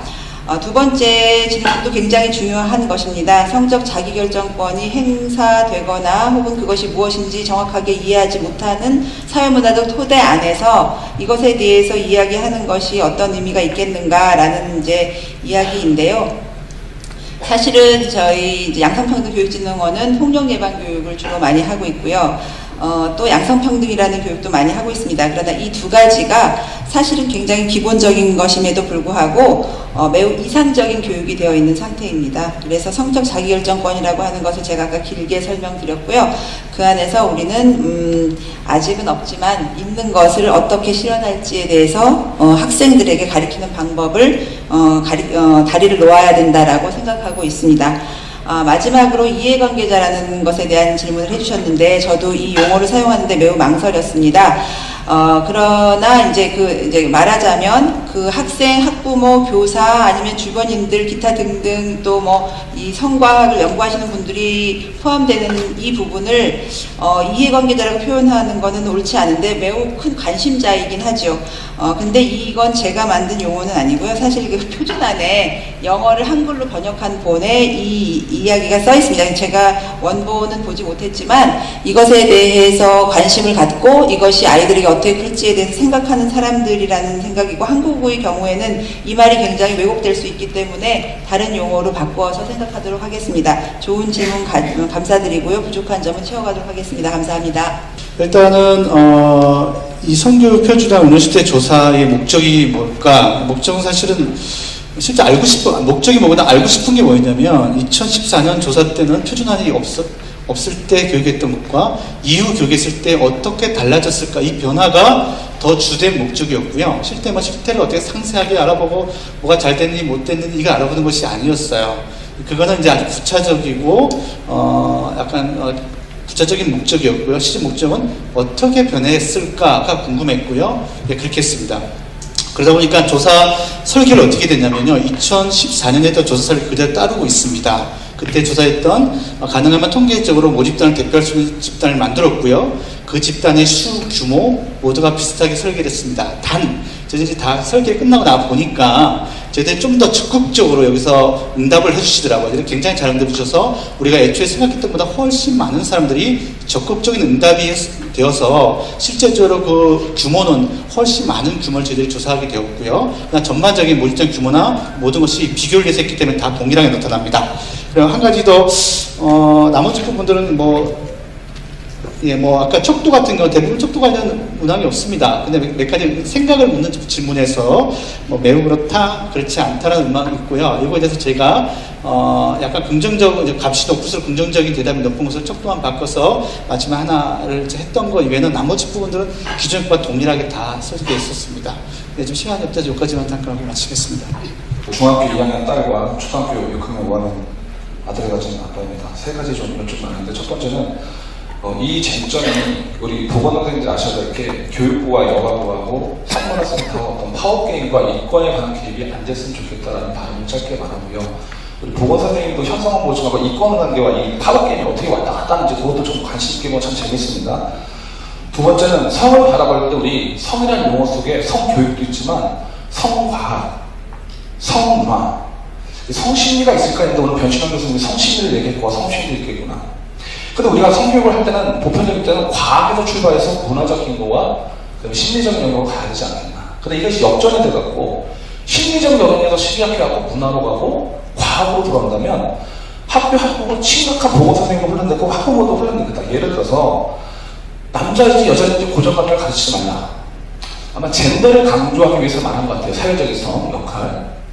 근데 아까 내가 들리기는 생물학적으로 섹스도 무시해도 좋구나 아니면 최소한 기다려보라라는 내가 발언을 들었습니다.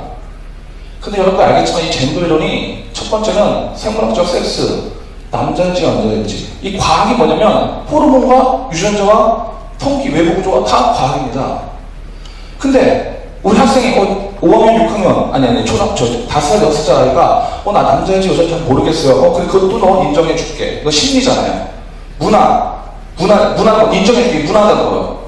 그래서 애가 만약에 성전환수를 하는데 만약에 그런 논리로 갔을 때 제가 질문하고 싶은 것은 스펙트럼이 젠더는 여러 가지 있지 않습니까? 그래서 아까 성고정관념은 섹스의 개념은 언제까지고 뭐 섹스의 개념은 초등학교 때까지고 뭐 젠더의 개념은 중학교 때 한다고 섹슈얼리티 같은 경우는 뭐 고등학교에서 가르친다 이런 것이 기준이 있는지 그 다음에 주디 버스텔러 같은 경우는 남자 여자를 정하지 말라. 그러니까 뭐냐면 네가 남자인지 여자인지 선택해 그럼 네가 그거 되는 거야 라고까지 가는 게 젠더의 큰 개념입니다. 그래서 어디 선까지인지를 학교에서 수용해야 될 건지를 명확히 밝혀주시고요. 두 번째는 그래서 죄송하지만 미국에서는요 이게 보통 우리가 초중학교 여자 남자 화장실을 구분 안 했습니다.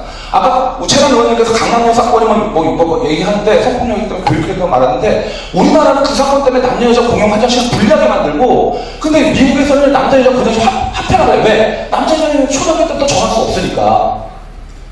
이런 문화적 갈등에 대해서 어떻게 준비하고 계신지를 교육부 당국자께서 말씀해 주시고 두 번째 성적 자기결정은 오늘 너무 감사합니다. 뭐냐면 책임 부분도 충분히 강조해야 된다. 그 부분에 대해서 그냥 결정도 가고 책임도 이제까지 책임을 안 가게 특히 좀 문제가 되는데요. 교육부는 상관없지만 인권단체에서는 소위 청소년들까지 너네도 청소년한테 섹스할 권리가 있어. 근데 이게 뭐가 무슨 되냐면요. 여성단체가 지금 청소년 13살과 40살 아저씨하고 성관계 맺었는데 아저씨 무죄 됐잖아요. 그럼 13살 그 청소년 이양이 왜 그래요? 법적으로 13살부터 성적 자기결정 결정되고 자기 카톡에 어떻게 얘기하냐면 아저씨 오늘 보고 싶어요. 이 카톡 내용이 나왔기 때문에 법원 당신은 너는 아저씨한테 의사를 밝혔기 때문에 넌 성적 결정권이 인정되니까 넌 안 돼. 그래서 여성단체 하는 게 뭡니까? 16세 18세를 올리잖아요. 찬성합니다. 근데 학교에서는 마음대로 할 수 있어 이렇게 말해놓고 학교에서는 안 해요. 인정합니다. 성교육 표준화도 내가 인정합니다. 근데 그걸 이용해서 성적 자기 결정 이용해서 성문학센터 같은 데서는 동아리를 만들고 그런 거 활동한다는 말입니다. 이런 모순된 성적 자기 결정권을 그렇게 모순되게 하지 말라고 강력히 부탁드리고 싶습니다. 감사합니다. 그 생각이 굉장히 다른데 끝까지 제 얘기를 들어주셨고 질문해 주셔서 감사합니다. 그리고 정말로 이해하고 싶어서 질문하셨다고 생각합니다. 그리고 두 번째는 하늘색이라고 할 때 우리는 하늘색에 대해서 부정적으로 가지고 있는 생각이 있지만 사실은 전용 노을은 주황색이잖아요. 그래서 하나의 말 안에 상상할 수 있는 방식도 다르고 내포할 수 있는 방식도 다릅니다. 성적 자기결정권이라고 하는 말도 쓰는 사람마다 굉장히 다른 것들을 생각하면서 쓰고 있다는 생각을 합니다. 특히 이제 어떤 경우에는 원하지 않는 성적 터치를 거부하는 것으로서의 권리로만 이 말을 쓰기도 하고요. 어떤 경우는 내가 원하면 하는 것으로서 이 개념을 쓰기도 합니다. 그러나 사람들이 이제 옛날 성적 자기결정권이라는 것은 아까 말씀드렸다시피 인간이 가지고 있는 여러 가지 권리 중에 하나입니다. 지금 질문해 주신 분도 학교에서 공부하셨듯이 천부인권이라는 말을 배우셨죠? 그 천부인권이라는 말 안에는 사람은 태어나는 순간 권리를 갖는다는 것입니다. 이것은 자동차를 운전하는 기능하고는 되게 다른 것이죠. 그래서 갓난아기도 인권을 가지고 있는데 그 갓난아기가 행사할 수 있는 권리는 굉장히 제한적일 수밖에 없어요. 아이가 가지고 있는 자원도 없고 지식도 없고 대인관계도 없습니다. 성적 자기결정권도 마찬가지입니다. 누구에게나 다 주어져 있지만 사실은 그 사람이 가지고 있는 지식이나 자원이나 성적 능력이나 경제력이나 학문이나 이것이 다르기 때문에 줄 수 있다 없다라고 얘기할 수 없지만 다르게 행사된다라는 의미고 너에게 그것이 있으니 써라라고 얘기할 수 있는 사람은 아무도 없습니다. 다만 우리는 그런 가치로서 아이들을 바라봐야 된다는 말씀이고요. 유아 초등학교 정도에서 성적 자기결정권이 있으니 써라라는 교재를 만들지는 아무도 않을 거라고 생각합니다. 다만 이 아이들은 생극적으로 누군가 만나서 이야기하고 접촉을 하는 걸 좋아할 수밖에 없는 그런 권리를 가지고 있는데 그걸 잘못 쓰지 않기 위해서 그 권리를 쓰는 방법을 가르치자. 그것은 책임이고 의무고 네가 지금 공부가 중요한지 학원 가는 게 중요한지 여자친구 만나는 게 중요한지 설계를 해보고 그리고 거절할 때 거절하고 거절당했을 때 상처받지 않고 그러면서 자기를 사랑하고 사랑에 대해서 얘기하는 것이 즐겁고 그런 것으로서의 하나가 아주 작은 그것으로서의 성적 자기 결정권이라는 것입니다. 지금 제가 너무 장황하게 말씀드렸는데요. 하늘에 대해서 생각하는 여러 가지 생각 중에 뭐가 가장 이상적인 것이고 뭐가 가장 우리가 꿈꾸었을 때 우리한테 좋은 것인지 한번 마음을 터놓고 자기가 가지고 있는 고정관념을 벗어나서 생각해보는 그런 진지한 시간이 마련되기를 진심으로 바랍니다. 이것으로 답변을 마치겠습니다.